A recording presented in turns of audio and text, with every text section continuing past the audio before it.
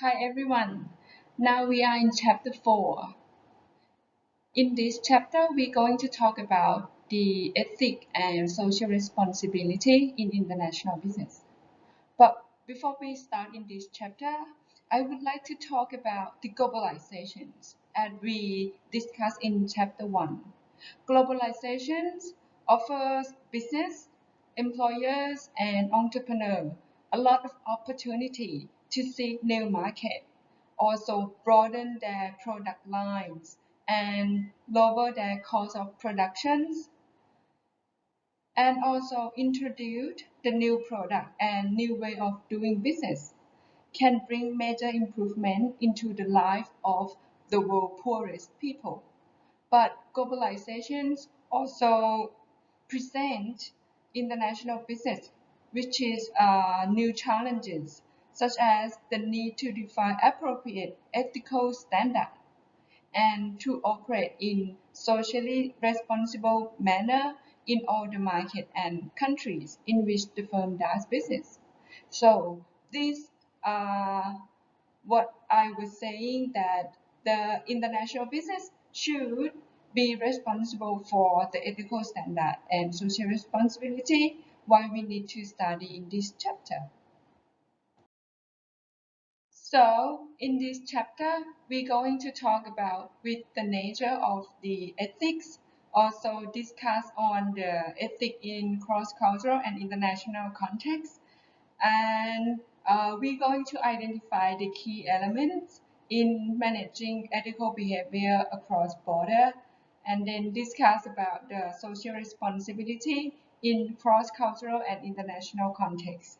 And then we're going to wrap up the basic area of the social responsibility. Also, discuss how organizations manage social responsibility across border.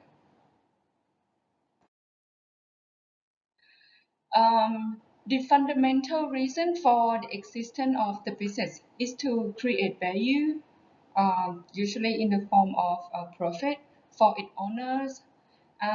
Most individuals work to earn income to support themselves and their families. As a result, the goal of most of the decision made on the behalf of the business and individual within the business to increase their income. In most cases, business people make decisions and engage in behavior for both their personal conduct and the conduct of their organization. They are acceptable to society, but sometimes they change too much from what others see as acceptable. In recent years, it seems that the incident of unacceptable behavior on behalf of the business or people within the business has increased. So, just as the business world becoming increasingly internationalized, so now it has to be concerned on the ethical and the social responsibility by manager in the international business they run. So we define ethics as an individual personal belief about whether a decision, behavior, or action is right or wrong. And ethical behavior usually refer to behavior that conform to generally accepted social norms. Unethical behavior describe the behavior that does not conform to generally accepted social norms. The previous definitions suggest the following generalizations. Individuals have their own personal belief system about what constitutes ethical and unethical behavior. For example, most people will be able to describe a simple behavior such as stealing or returning for property as unethical or ethical. People from the same cultural context are likely to hold similar beliefs as to what constitutes ethical and unethical behavior. For example, a group of middle-class residents of Brazil will generally agree with one another as whether behavior such as stealing from an employer is ethical or unethical. Individuals may be able to rationalize behavior based on circumstances. Let's say if the person who finds a 20 euro banknotes as know who lost it, maybe quickly return it to the owner. But if the money is found in an empty room, the finder might justify keeping it on the ground that the owner is not likely to claim it anyway. Individuals may change from their own belief system based on circumstances. For instance, it, in most situations, people would agree that it is unethical to steal and therefore they do not steal. But if a person has no money and no food, that individual may steal food as a means of survival. So ethical values are strongly affected by national cultures and customs. Values are the things a person feels to be important. As we discussed it in chapter 2 about value often center on such a thing as a time, age, education, and status. Culture has a direct impact on the value system of the number of that culture. Value is turn affect how those individuals define ethical uh, uh, versus unethical behavior. Another example, in Japan, status is often reflected by group memberships. As a result, behavior that helps the group is more likely to be seen as ethical, whereas behavior that harm to a group is likely to be viewed as unethical. A useful way to characterize ethical behavior in cross-cultural and international contexts is in terms of how an organization treat their employees, how employees treat the organizations, and also how both organization and employees treat other economic agents. This picture show you the relationships between organization, employees, and the people outside the organizations. One important area of cross-cultural and international ethics is the treatment of employees by the organizations. Um, at one extreme organization, a company can try to hire the best people to provide a lot of opportunity for the skills and their career development. And then they will also offer the appropriate compensation and benefits. And to generally respect the people, right, and dignity of each employee.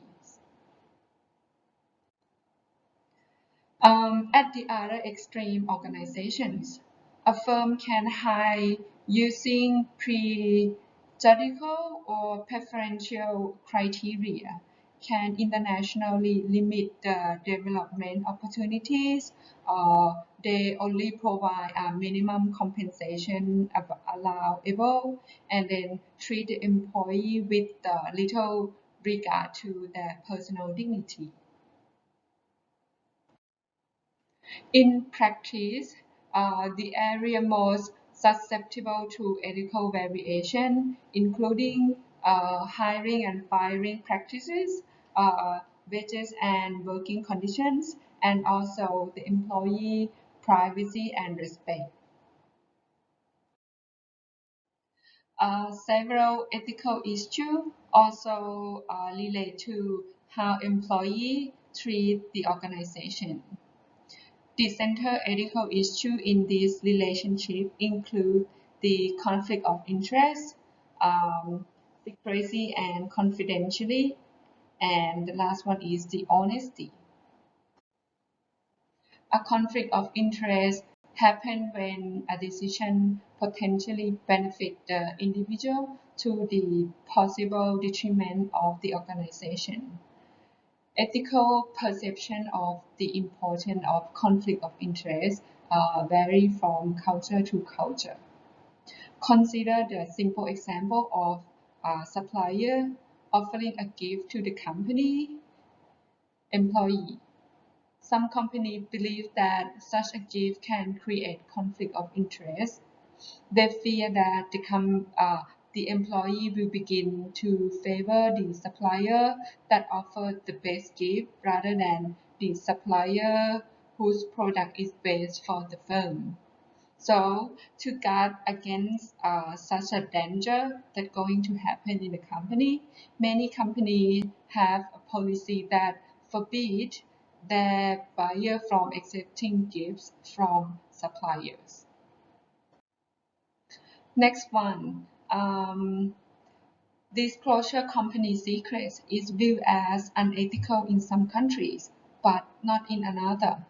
Employees who work for businesses in highly competitive industry, let's say electronic, software, and fashion apparel, for example, might be tempted to sell information about the company plans to competitor. Consider the third area of concern is honesty in general. Relatively common problem in this area include such things as using a business telephone to make personal long-distance calls, stealing supplies, and padding expense accounts. In some business culture, these actions are viewed as unethical. In other, employee may develop sense of entitlement and believe that if I am working here, then the company responsibility to take care of my needs. The potential for conflict is clear when individuals from different ethical perspectives work together. The third major perspective for viewing ethics involves the relationship between the firm and its employees with other economic agents. The primary agents of interest include customer, competitor, stockholder, supplier, dealer, and labor unions. The behavior between the organization and these agents that may be subject to ethical ambiguity include advertising and promotions, financial disclosure, ordering and purchasing, also shipping and solicitations, bargaining, and as well as the negotiation and other business relationships. For example, businesses in the global pharmaceutical industry have been undergoing criticism because of the rapid escalation of the price that they charge for their newest and most powerful drugs. These firms argue that they need to invest heavily in research and development programs to develop their new drugs, and higher prices are needed to cover these costs. The extent of the public health uh, crisis that some area of the world, such as HIV/AIDS in sub-Saharan Africa. Some activists argue that the pharmaceutical manufacturer should lower their prices or relax their patent protection, so the patent in poorer country can afford uh, to purchase the drug needed to treat such a disease. Now we move on to how international business manage the ethical behavior across borders. Ethics reside in individual, but many businesses nevertheless endeavor to manage the ethical behavior of their manager and employees by clearly establishing the fact that they expect them to engage in ethical behavior. Many large multinational corporations, including Toyota, Siemens, General Mills, and Johnson and Johnson, have written guidelines that detail how employees are to treat suppliers, customers, competitors, and other stakeholders. Other companies such as Philips, Nissan, Daewoo, Whirlpool, and Hewlett-Packard have developed a formal codes of ethics by written statement of the value and ethical standards that guide the firm actions. However, the existence of code of ethics does not ensure ethical behavior. It must be backed up by organization practices and the company corporate culture. Some multinational corporations address the ethical issue proactively by offering employees training in how to deal with the ethical dilemma. At Boeing, for example, line managers lead training sessions for other employees, and the company also has an ethics committee that reports directly to the board of directors. The training sessions involve discussion of different ethical dilemmas that employee might face and how they might best handle those dilemmas.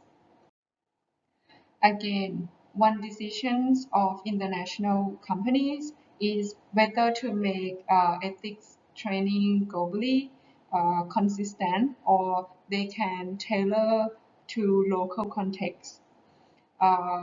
Regardless of what approach they use, most multinational companies provide the expatriate with localized ethics training to better prepare them for their foreign assignment. Uh, for example, BP company prepare manager at the headquarters in London for future assignments to Russia by having them undergo training in the Russian language as well as in local business custom and the practice and ethics. Organizational practices and the corporate culture also contribute the management of ethical behavior. If the top leader in a firm behave in an ethical manner and violation of ethical standards are promptly and appropriately addressed, then everyone in the organization will understand that the firm expects them to behave in an ethical manner, to make ethical decisions and to do the right things.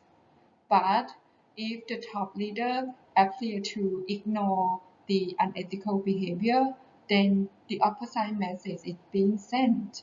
That is the acceptable to do something that is unethical if you can get away with it.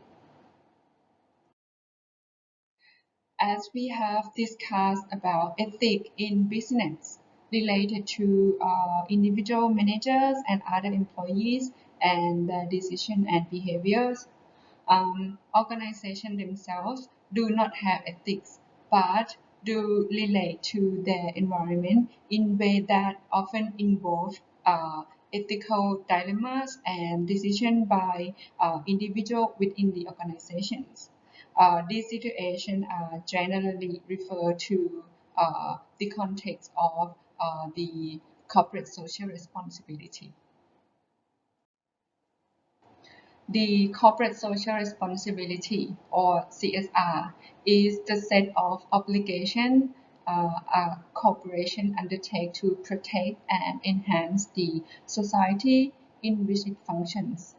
Although the definitions of what constitutes CSR can vary from country to country and from organization to organizations.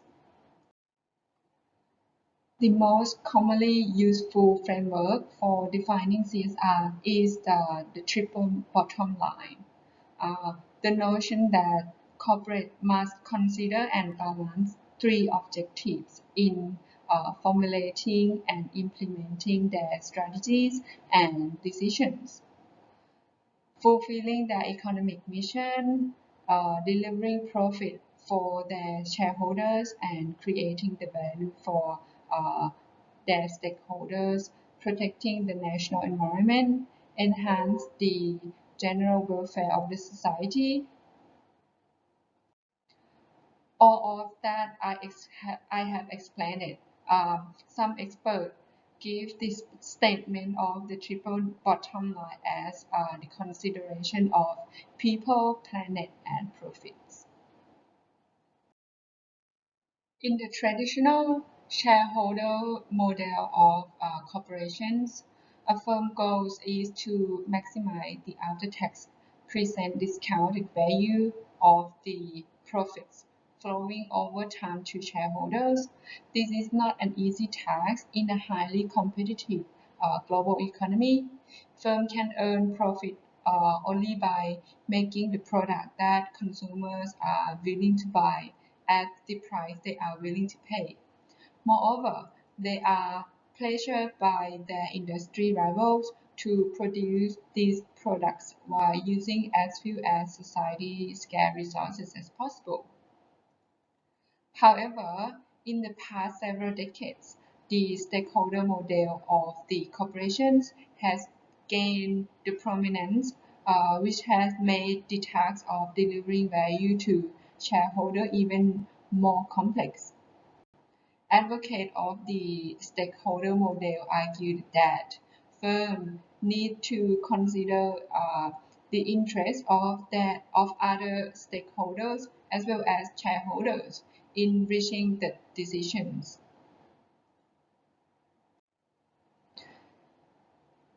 The stakeholders are those individuals, groups, and organizations who may be affected by the corporation's performance and decisions. Primary stakeholders are those individuals and organizations that directly affected by the practice of the organizations and that have an economic stake in the performance, including employees, customer, and investor. Secondary stakeholders are individuals or the group that may be affected by the corporate decisions but not directly engaged in the economic transaction with the firms, such as new medias, non-governmental organizations, also the community in which the firm operates. The second component of the triple bottom line is protecting the natural environment.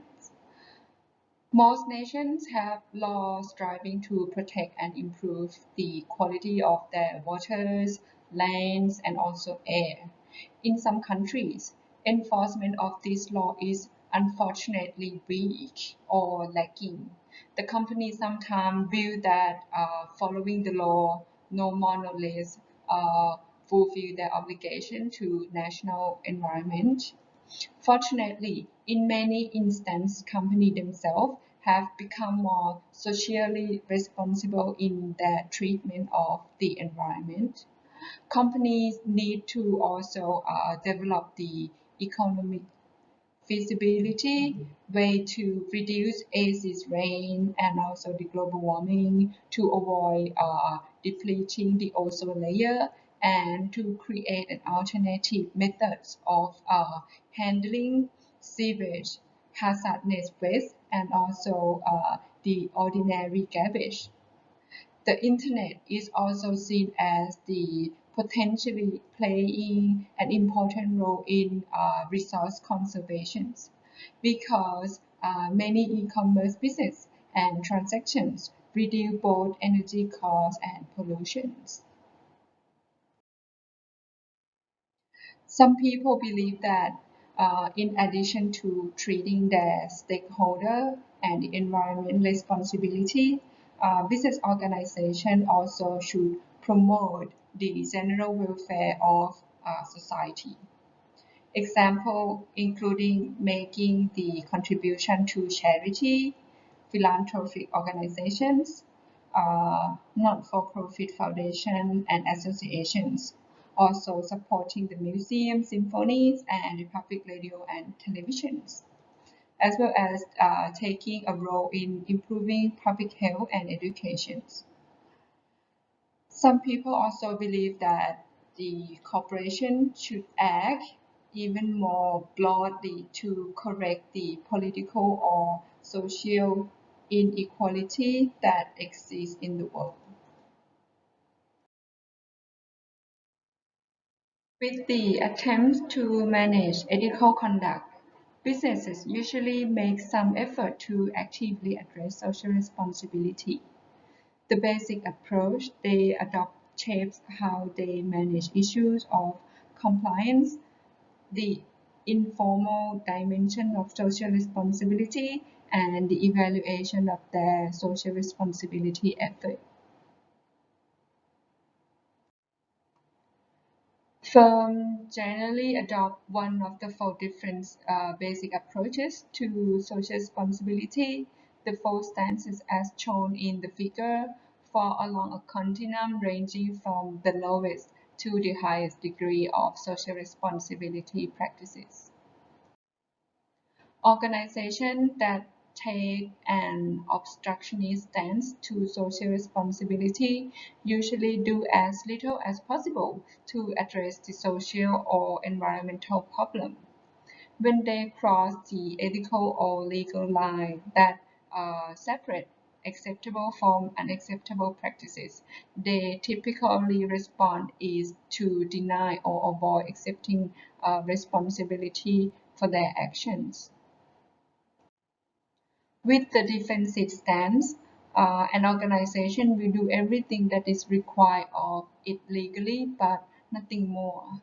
In such a firms, manager insists that their job is to generate profits. Firms that take this position will generally admit to mistakes when they are identified and then take the appropriate corrective actions.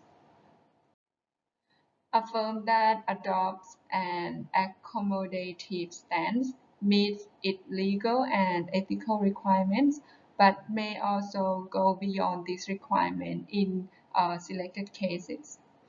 Firms voluntarily agree to participate in social programs, but solicitor must convince the organization that the programs are worth of their support.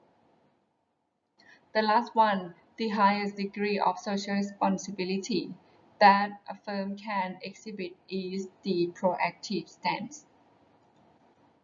The firm that adopt this approach take to heart that the argument in favor of social responsibility. They view themselves as citizens in a society and proactively seek opportunity to contribute. These categories are not decreased. These merely define states along a continuum, so organizations do not always fit neatly into one category.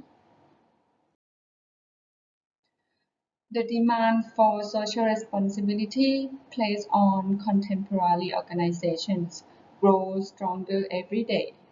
Organizations should view social responsibility as a challenge that requires careful planning, decision making, and evaluations. The formal dimension used to implement a firm's social responsibility include the following, which is legal compliance. Legal compliance is the extent to which the organization conforms to regional, national, and international law.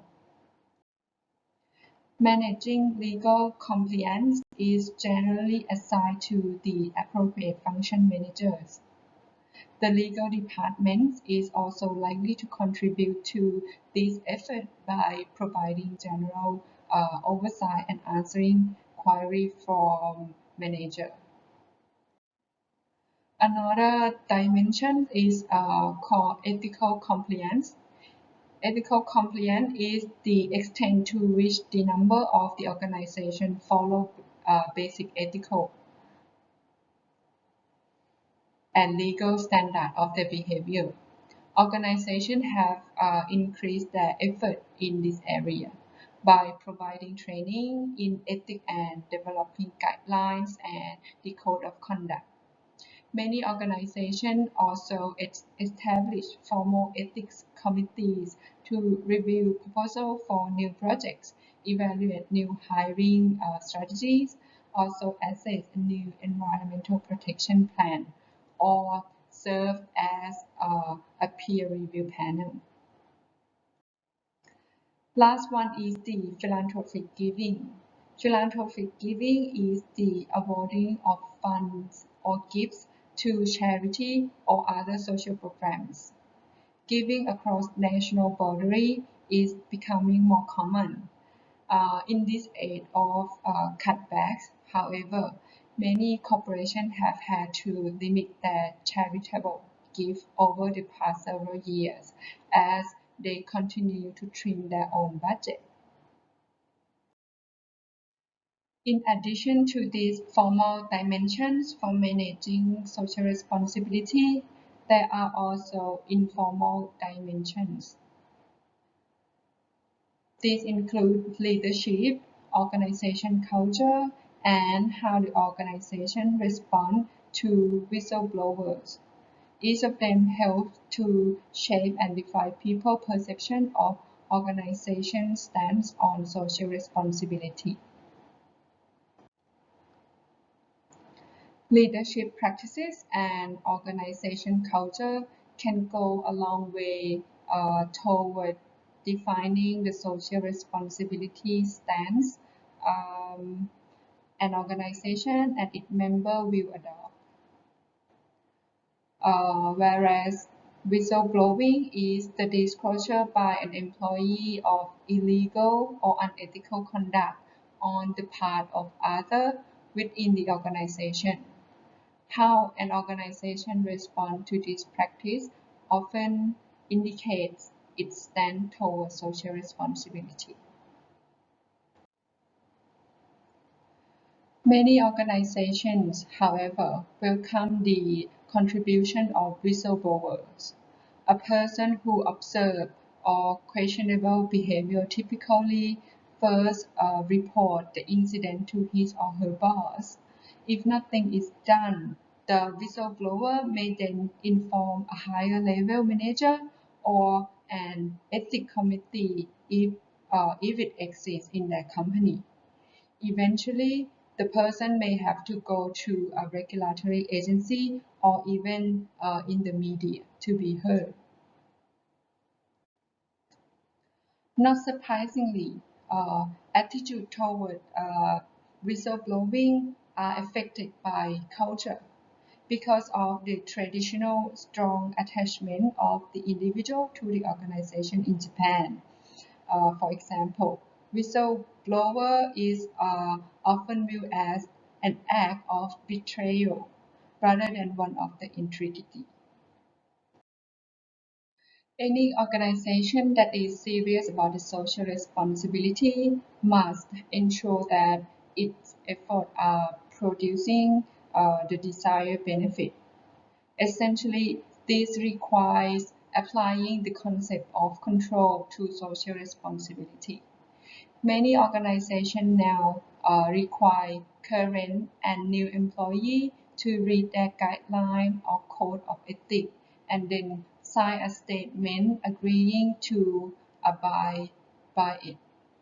An organization should also evaluate how it responds to instances of questionable legal or the ethical conduct. Does it follow up immediately? Does it punish those involved? Or does it use delay or cover up tactics? Answer to this question can help an organization diagnose any problem it might be having in meeting its social responsibility. Many organizations choose to conduct formal evaluations of the effectiveness of their social responsibility effort. Some organizations, for instance, routinely conduct corporate social audits.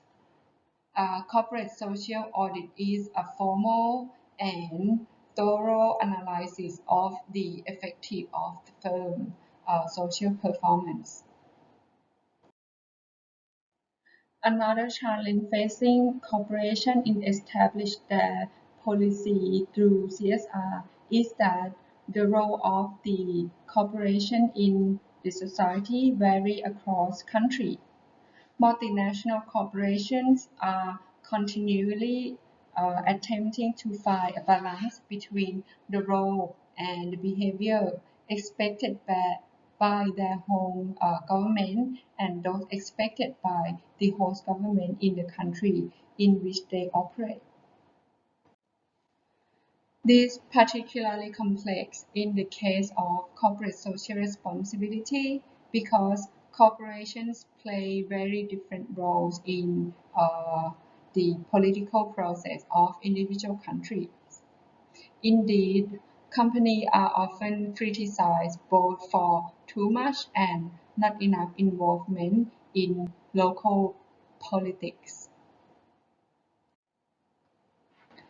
A model developed by two Dutch CSR experts, which is Rob and Alex, showcases this problem. Their approach suggested that there are three main actors in the policy formulation process. The first one is the state, which passes the enforced law. The second one is the market, which utilizes input and allocates outputs to members of the society.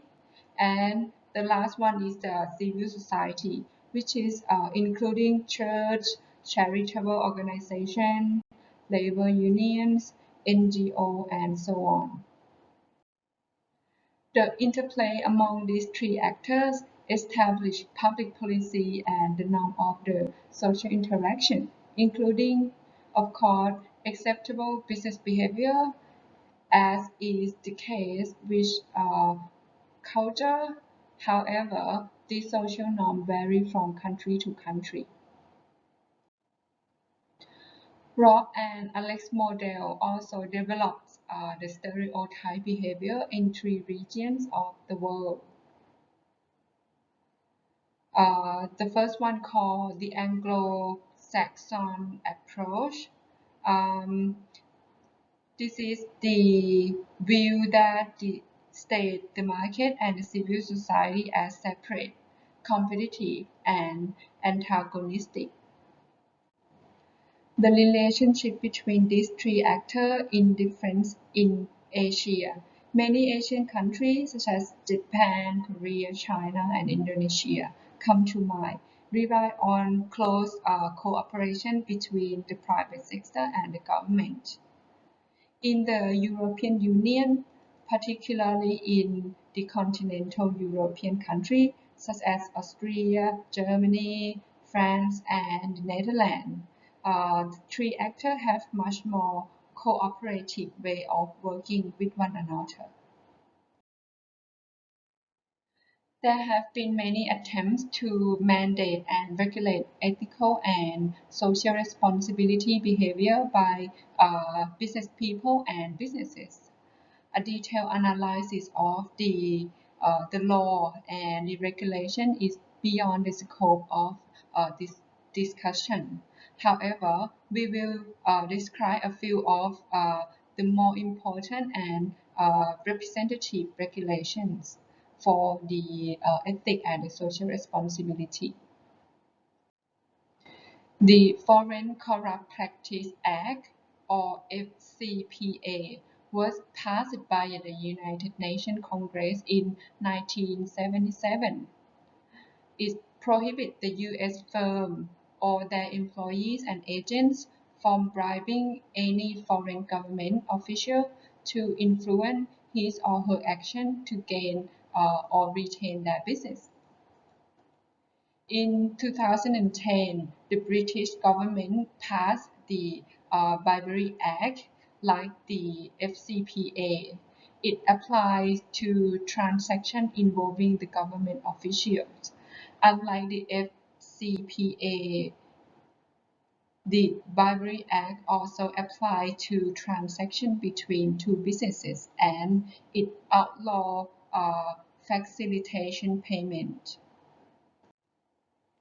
The Alien Tort Claims Act was passed in the United States in 1789, but it has emerged as a potentially significant law affecting U.S. multinational corporations. Under some recent interpretations of this law, U.S. multinationals may be responsible for human rights abuse by foreign governments if the company benefits from those abuses. The next one is the Anti-Bribery Conventions of the Organization for Economic Cooperation and Development, was ratified by Canada in 2000. It has since been ratified by 37 other countries.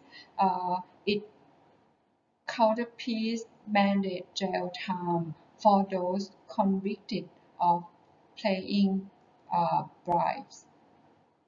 And the last one is the International Labour Organizations, or ILO, conduct systematic inspections of working conditions in factories in developing countries.